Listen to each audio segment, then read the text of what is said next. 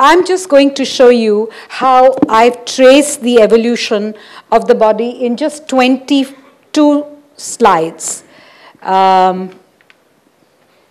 So this is the earliest manifestation, a sign, the Shivling, which is the Brahmand, the whole world. And through that, it is said, Shiva, when you are worshipping the phallus, it is the sign of Shiva. And Shiva becomes Satyam, Shivam, Sundaram. That what is truth is beautiful, and that is Shiva. So you see the most beautiful manifestations of this body. Then you begin with the Yakshis. You begin with the feminine body. If you look at this, and then you look at the Venus of Willendorf, which is found in Central Europe, you see a similar kind of a very fertile body, geometrical body, but it doesn't have the human, the kind of physique which we think of, a 36, 24, 36 kind of a thing. It's got large childbearing hips, it's got a great headgear. And then you see the Bhuteshwar Yakshis. These are the Yakshis from the Mathura period. They are all tree figures because in Indian art and Indian thought, nature was very, very important. And that is why Kumaraswamy wrote the book of Transformation of Nature into Art. Everything was derived from nature, whether it is the brows, whether it is the lips, or which are as deep as pomegranate seeds. You'll see everything coming from nature. So you see this. Then we come to Ajanta. Most beautiful. It is the body which is not clothed. They look almost nude, but there is no commodification. There is no gaze which is looking at the female body with a kind of, whether it's a male gaze, there is none of that. It is a deeply spiritual body. And these are the Jatak stories. I think my friend Binoy Behel is here. He's done a lot of wonderful images of the cave paintings of Ajanta and taken gorgeous images, and will be, when we have a discussion, we can talk about that. But here is Ajanta, the body which is developing. This is post-Gupta period. So you start seeing a classical formation of the body. Now, I can't really. This is Ambika. This is a Jain image, the goddess Ambika.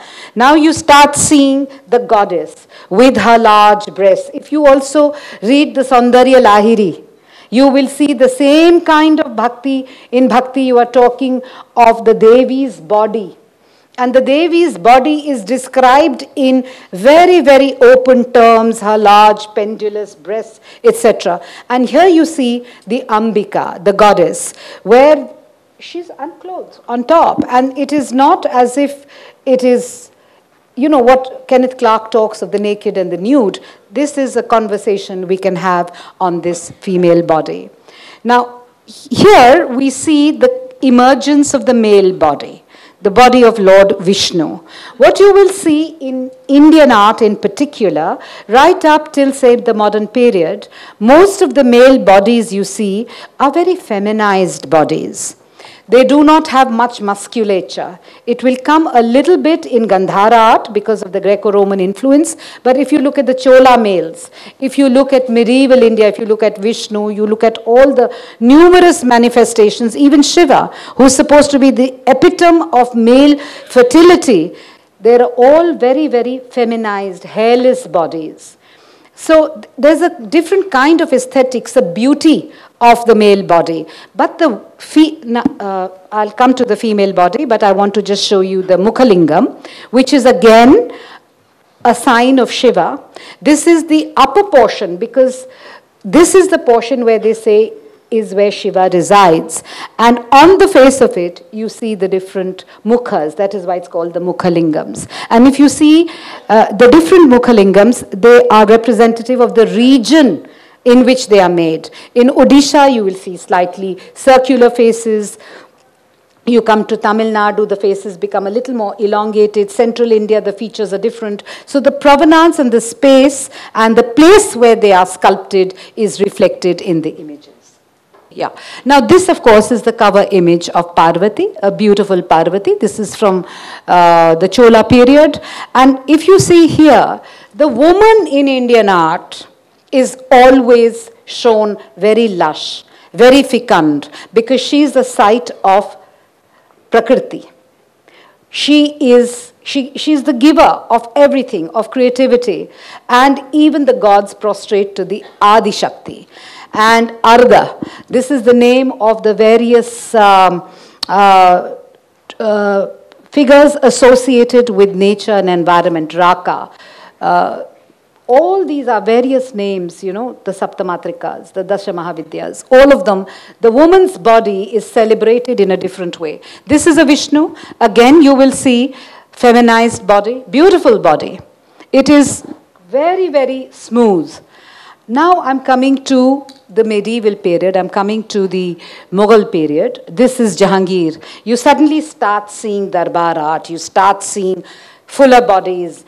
Slightly more decadent bodies, because the Mughals used to love food, they used to love their wine, and you start seeing, you know, a stomach, kind of a rotund stomach coming in, double chin emerging, their clothes become different, and a lushness starts appearing now. This is a beautiful Naika from Bundi. Bundi in Rajasthan, where the most beautiful Ragamalas and the Nayak Naikas you will see there. And you coming now to the modern body, this is Raja Ravi Varma, where you see a representation of the women he saw and he painted as they were. So what you see is a physical likeness which comes in, less of the Kalpana, which was so much part of Indian aesthetics. Kalpana, imagination plays a very, very important role. With modernity and the coming in of studio images, studio art, a realism comes in.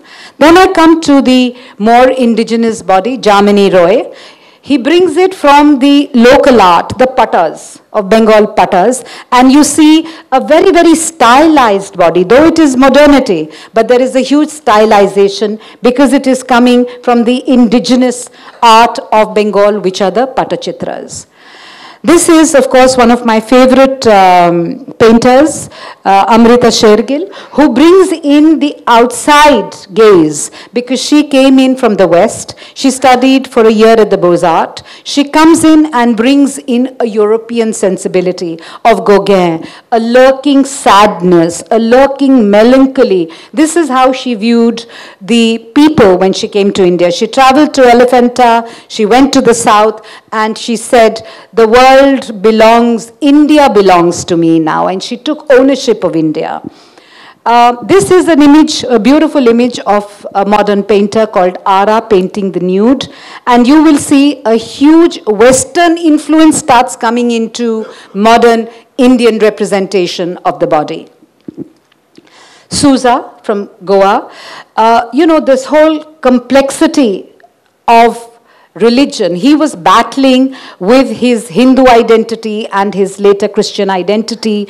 He went also to the Beaux-Arts. If you start seeing, there is a very, very strong Western influence coming in, very, very different to the representations of the Indian bodies that you've seen in Indian sculpture and painting. This is Jyoti Bhatt. You are looking at modernism, where the body now starts getting fragmented. It's not the idealized body where, you know, the Shadanga was there. There was the head, 2 arms, the torso, and 2 legs. So the 6 elements of the human body, the Shadanga, is not present so much. The body is being fractured. Modern elements of individuation is coming. This is Arpita Singh. Her exhibition is going on at the Kiran Nadar Museum. So you will see that, a beginning of feminist voices, because you see, there were a lot of women painters even in the Mughal period, but they were never seen, they were never heard. There was never even a signature by any of them.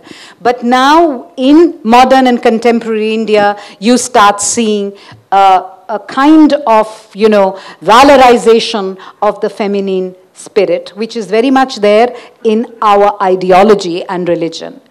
I couldn't resist putting 2 very interesting images together of the Kali. And this is why I feel wonderful about being an Indian, because this is the only country in the world where pluralism and cultural diversity exists. This is a living culture. This is a Gond artist on the left with a Kali with a tongue poking right out. If you see the body, it has not got the usual classical formulations at all. It is, in fact, not very pleasing to look at. And on the right, you have Tayyab Mehta, one of our most expensive artists. His works are selling for 26 crores, 28 crores, and that is the Kali that he painted. Tayyab Mehta actually broke the canvas and if you see there's a fracture in there, and he also used the color blue for the Kali, which is almost a blue-black, and the tongue poking out. Two horrific images, and I think of Umberto Eco's aesthetics of the ugly coming in here. They're so horrific, because what does art do to you? Art has to move you, whether it brings ananda or it brings bibhasta. So these are two images which evoke a strong response in you, and this is the living culture of India, where tradition and modernity exist side by side. This is Kanchan Chandar's work, where she is using everyday images. In fact, we can ask her later to explain the work herself, where she's using these images which are like intrusions on a female body. This is a Dalit writer called Meena Kandaswamy, who is now photographing and using her own body as a site of representation. And she's using a Ganesh kind of pendant in between her breasts to show that religion and the body go hand in hand, whether it is bordering on the sensual. This is another body. This is a photographer called Hosmone, who's from Bangalore, Niranjan, just to show that how women are now using their bodies as their own points of control. She's tattooing her body with the shivling. Of course, tattooing is very much part of our what you call indigenous societies, but she's a modern young woman, and she's tattooing a religious motif, an emblem of Shiva on her back, and is proudly showing it through her blouse, through a traditional Indian dress. Now, this is the work by Indu Antony. This is about how the woman today is so kind of almost aggressive, if I may say so, wearing a man's clothes, having a very, very aggressive stance, and showing images of subversive representation. She's dressed like the pirate. What is the... Jack Sparrow. No, Jack Sparrow, but the actor? Johnny Depp. She's dressed like Johnny Depp right here, and has taken on the identity. Indu Antony becomes a Johnny Depp, and nobody can say anything to her. And I'm ending with this very interesting image, because you know, my Ardhanarishwar, when I did, I also went into the whole realm of the transgendered, the transsexuals, and the festival of Aravan. And my friend Anita Khemka is here, whose image was on the cover of my book, where men dress as women, and they are you know, women trapped in men's bodies. And this is a beautiful image taken by Chinar Shah. Here is a man with hair on his chest, but he has boobs, and he's wearing lipstick, and he's adorning himself and getting ready to become a woman. So this is a very, very interesting whole kind of journey from the Shivaling to a woman trapped in a man's body, how the human body is represented through the years, through centuries, and yet it is being celebrated and valorized.